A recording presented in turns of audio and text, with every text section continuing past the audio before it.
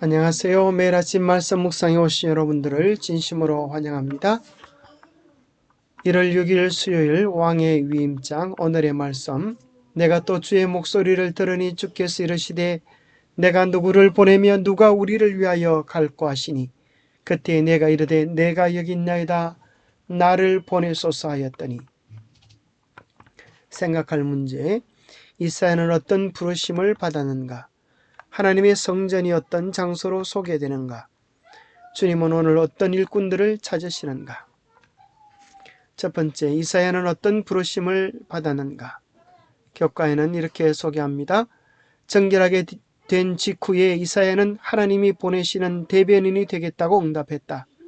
신약의 용어로 말하자면 이사야는 사도적 보내심을 받은 자로 부름을 받았다. 흥미롭게도 이사야서는 다른 선지서와는 달리 시작부터 선지자로 부름을 받은 사건을 설명하지는 않는다. 그는 이미 6장 이전에도 선지자로 부름을 받아 활동했을 것이다. 이런 선지자의 사역이 이미 시작된 후에도 하나님과의 거룩한 접촉으로 그의 사역이 고무되었음을 보여준다. 부르심의 주체를 보면 누가 우리를 위하여 갈고, 삼위 하나님의 공동사역, 우리라고 하는 단어를 통하여 삼위 하나님의 부르심을 유추하게 되어집니다.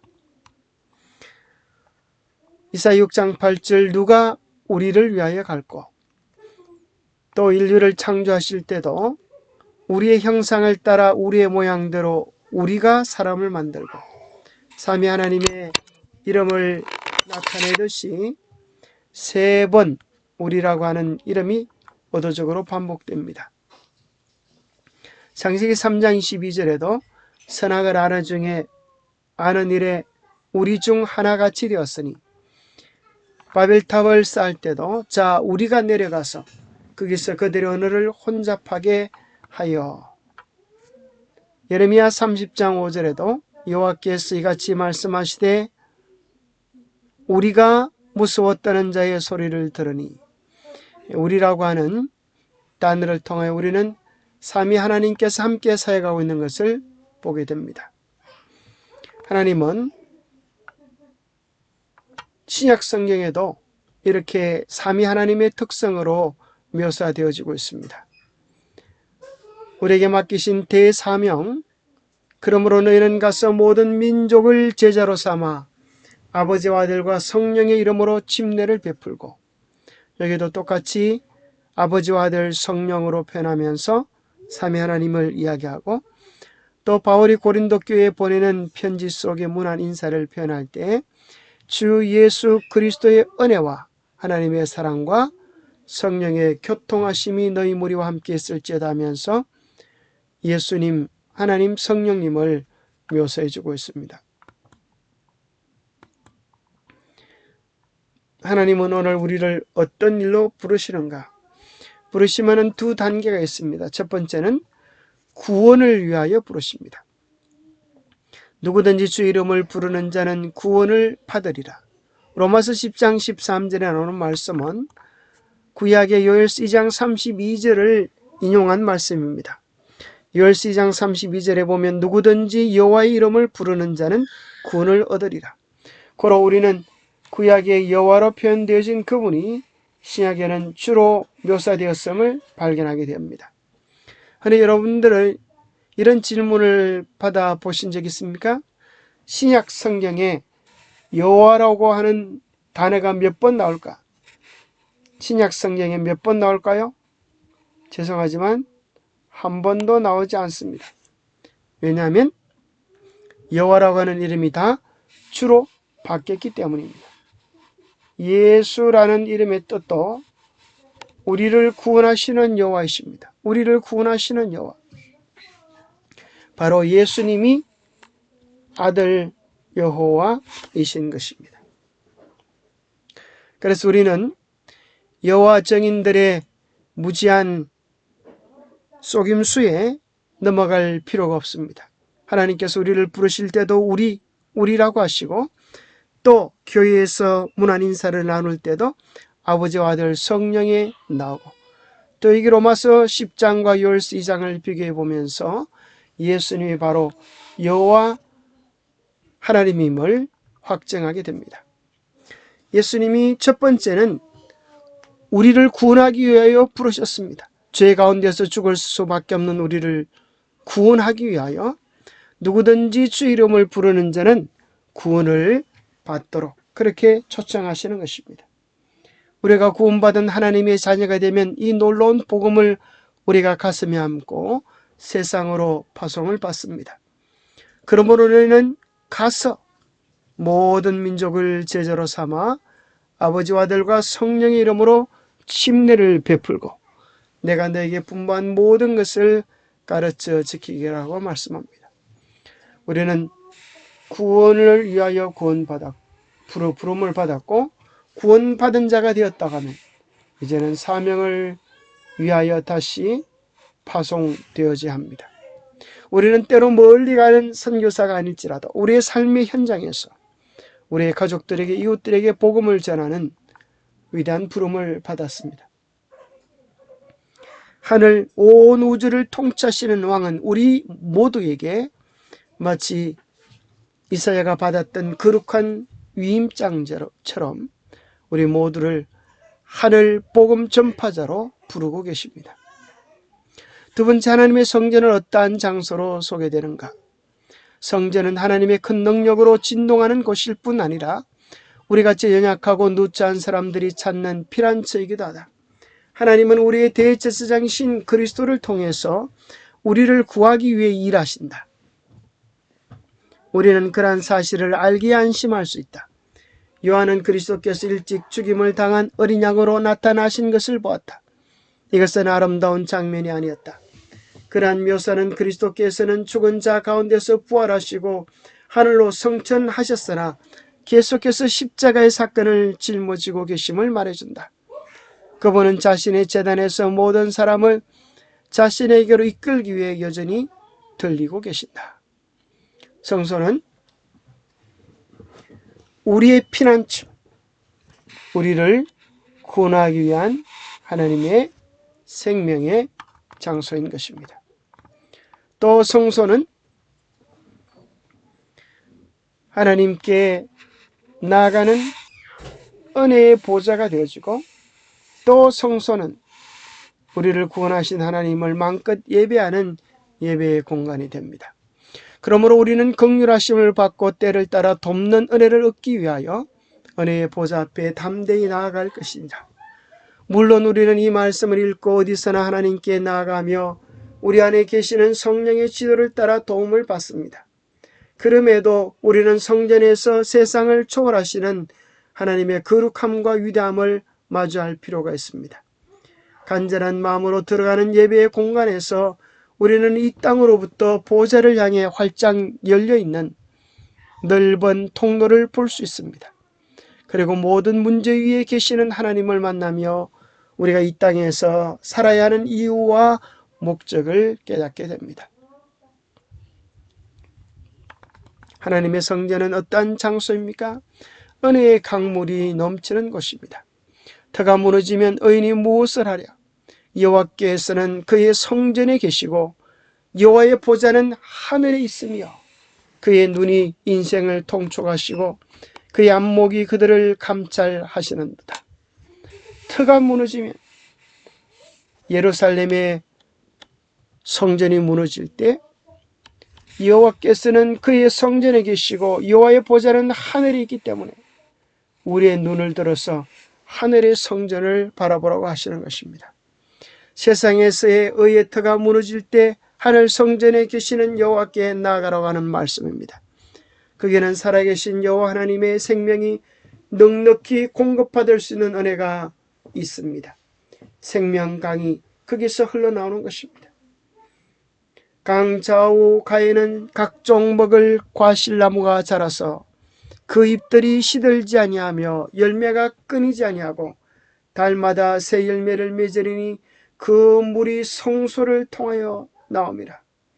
그 열매는 먹을 만하고 그 잎사귀는 약재료가 되리라. 하나님의 성소를 통하여 은혜의 강물이, 생명의 강물이 흘러나옵니다. 하나님의 성전은 우리의 죄를 용서하고 우리를 새롭게 하는 은혜의 보좌입니다. 그러므로 우리에게 큰 대제사장이 계시니 성천하시니 곧 하나님의 아들 예수시라. 우리가 믿는 도리를 굳게 잡을지어다. 우리에게 있는 대제사장은 우리의 연약함을 동정하지 못하실 리가 아니요 모든 일에 우리와 똑같이 시험을 받은 이로되 죄는 없으시니라. 그러므로 우리는 긍휼하심을 받고 때를 따라 돕는 은혜를 얻기 위하여 은혜의 보좌 앞에 담대히 나아갈 것이니라. 우리는 우리의 처지와 입장을 아시는 우리의 연약함을 동정하실 대제사장이 계십니다. 그분의 힘을 얻기 위하여, 그분의 은혜를 얻기 위하여, 그분의 용서를 얻기 위하여, 그분의 능력과 도움을 얻기 위하여 때를 따라 돕는 은혜의 보좌 앞에 담대히 나아갈 수 있습니다. 또 성소는 심판을 베푸는 곳입니다. 하늘의 성소에 들어갈 때야 그들의 종말을 내가 깨달았나이다. 모든 사람들의 운명이 최종적으로 선고되어지는 곳, 그곳이 성소입니다. 구원받을 자와 멸망받을 자가 구분되는 곳, 그곳이 성소인 것입니다. 불이 강처럼 흘러 그의 앞에서 나오며 그를 섬기는 자는 천천히요 그 앞에서 모셔선 자는 만만이며 심판을 베푸는데 책들이 펴놓였더라. 이에 하늘에 있는 하나님의 성전이 열리니 성전 안에 하나님의 언약궤가 보이며 또 번개와 음성들과 우레와 지진과 큰 우박이 있더라. 바로 하나님의 성전 안에 언약궤가 있는 것입니다. 언약궤 안에는 뭐가 있을까요? 바로 십계명이 있는 것입니다. 그것이 모든 이들의 운명을 판결하는 기준이 되어서 마지막 7장 때에 번개와 음성과 우레와 지진과 우박이 쏟아지는데 누구를 향하여 쏟아지겠습니까? 하나님의 계명을 외면하고 변경하고 거역하는 자들에게 쏟아질 것입니다. 주님은 오늘 어떤 일꾼을 찾으실까요? 하나님께서는 각 시대에 그분의 일꾼들을 찾고 계신다. 그 시간에 부르면 그 사람이 오므로 응답된다.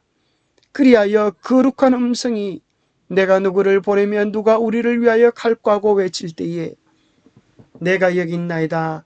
나를 보내소서 하는 응답이 올 것이다. 하나님을 위하여 일하는 모든 사람은 마르다와 마리아의 특성을 겸한 것, 곧 절교 봉사하는 특성과 진정으로 진리를 사랑하는 특성을 소유해야 한다. 진리를 진정으로 사랑하는 것, 이 두 가지를 소유해야 합니다. 자아와 이기심은 보이지 않도록 제거되어야 한다. 하나님께서는 열성 있는 여자 일꾼들, 곧 침착하고 동정심 많고 온유하고 원칙에 진실한 일꾼들을 부르신다. 여러분, 이런 분이 되십시오. 절겨 봉사하며 진리를 진정으로 사랑하고 침착하고 동정심 많고 온유하고 원칙에 굳게 서는 진실한 일꾼을 우리 주님 찾으십니다.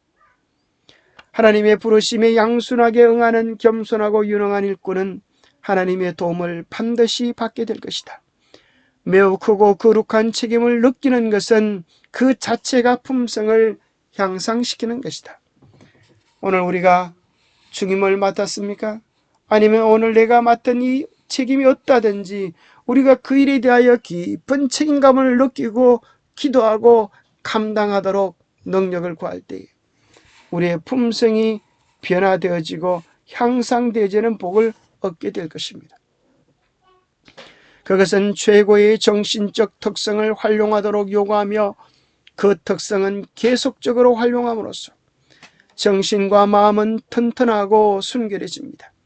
그리고 다른 사람들의 생애에 끼치는 영향은 물론이요 자기 자신의 생애에 미치는 영향도 이루 헤아릴 수 없게 됩니다. 자, 깎으면 깎을수록 길어지는 것이 무엇입니까? 연필심이죠. 깎으면 깎을수록 길어지는 것. 퍼면 풀수록 새로워지는 것. 그것은 셈입니다. 쓰면 쓸수록 강해지는 것. 그것이 힘입니다. 하나님께서 오늘 우리가 주님을 위하여 최고의 정신적 특성을 활용하기를 기대하십니다. 그렇게 활용할 때에 우리는 더욱 튼튼해지고 순결해지고 영향력을 가질 수가 있는 것입니다. 오늘 우리가 받은 은사가 무엇이든지 우리가 최고의 정신력을 활용하여 우리의 진보를 나타낼 수 있도록 최선을 다하십시다. 이 말이 정말 멋진 말이지 않습니까? 수영을 배울 때는 물에서 배우지 육지에서 배우지 않는다. 하나님의 일꾼들은 그 맡은 직무에 정성을 다하여 더욱 높은 책임을 맡을 만한 자격을 이루도록 하라. 하나님께서는 그들이 당신의 봉사사업에 완전해질 수 있는 모든 기회를 저들에게 주신다. 예기치 않은 생각지 않은 사건과 상황을 만날 때에 우리의 완전을 위하여 성숙을 위하여 주시는 기회라고 받아들이고 우리의 최선을 다하면 좋겠습니다. 수영을 배울 때는 물에서 배우지 육지에서 배우지 않습니다. 많이 물을 마시는 자가 수영을 빨리 배울 수 있습니다. 넘어지고 쓰러지고 실수와 어려움을 당한다 할지라도 멈추지 않고 불굴의 정신으로 진보할 때 우리는 더욱 유능한 그리스도인들의 자질을 경험할 수 있게 될 것입니다. 하나님께서는 일꾼들을 부르신다.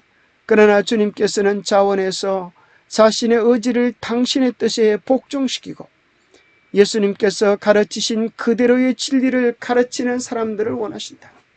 사업을 위하여 훈련받고 교육을 받은 한 일꾼이 그리스도의 영의 지배를 받을 때 부족한 지식과 연약한 믿음을 가지고 나가서 일하는 10사람보다 더욱 많은 것을 성취할 것이다. 우리는 사업을 위하여 훈련받고 교육받는 그런 일꾼이 되어야 되겠습니다. 하나님의 복음을 전하기 위하여 참으로 내 자신을 교육하고 훈련시켜서 유능한 일꾼으로 준비되어질 때 하나님은 그런 사람들을 반드시 활용하여 당신의 일에 쓰실 것입니다. 오늘 우리의 입장과 처지가 어떠하든지 망설이거나 주저하지 말고 하나님을 향하여 믿음의 걸음을 한 걸음 내디딥시다. 그러면 하나님은 또 다른 길을 열어주실 것입니다. 기도하겠습니다. 하나님, 이사야를 부르신 것처럼 오늘 우리를 불러주심을 인하여 감사합니다. 부르셔서 우리를 구원케 하신 주님께서 다시 우리를 부르셔서 우리에게 사명을 맡겨주심을 인하여 감사합니다. 성소를 통하여 하나님을 만나게 하시고 성소를 통하여 우리의 삶이 변화되게 도와주시고 성소를 통하여 거룩한 예배를 온전히 하나님께로 드리게 하여 주시옵소서. 거룩한 예배를 통해 우리를 하늘로 이끄셔서 보좌의 완전한 평화와 질서를 경험하게 주시옵소서. 그리고 그 빛과 감동으로 이 땅에서 을을 이루며 살아갈 수 있도록 도와주시옵소서. 주께 주신 영광의 빛이 복음의 광채가 온 누리에 가득하도록 축복하여 주시옵기를 우리 주 예수 그리스도로 머지하여 간절히 간구하옵나이다. 우리가 부족하지만 연약하지만 깨끗한 그릇으로 온전한 그릇으로 주님 앞에 드릴 수 있게 되기를 바랍니다. 오늘도 주님과 함께하는 복된 날 되시기 바랍니다. 감사합니다.